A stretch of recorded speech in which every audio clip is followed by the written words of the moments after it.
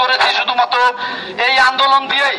আপনারা জানেন যে আমাদের এই রোদ বৃষ্টি ঝড় মাথায় নিয়ে কত কষ্ট, এই যে হিট স্ট্রোক, আমাদের কত ভাইয়েরা আছে হিট স্ট্রোক করে মারা গেছে এই গরমে।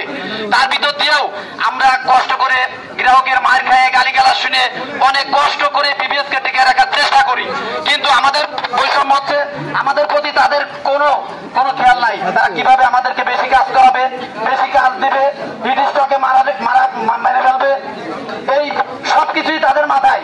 আমরা সকল কর্মী সহগণ যারা আছে সকলকে বলবো, আমরা এই আন্দোলন যেহেতু শুরু হয়েছে, এই আন্দোলনে যতদিন পর্যন্ত আমাদের এই চুক্তি হতে মুক্তি নিয়ে এই আমার মতো লোক 5 বার রিটায়ার হবে, এবার হলে আমার মতো লোক আর এইভাবে 5 বার রিটায়ার না হোক, আপনারা যাতে এবার 5 বার রিটায়ার না হন, একবার রিটায়ার হন, সেই ব্যবস্থা না করে আমরা কেউ ঘরে ফিরবো না।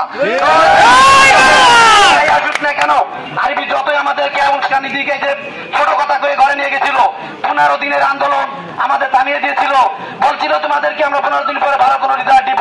আসলে তার কোনো রিজাল্ট তারা দেয় নাই, এটা শুধুমাত্র আন্দোলন থামানোর জন্য। এরপরে হয়তো বা করবে, প্রশাসন দিয়ে তাড়াবে।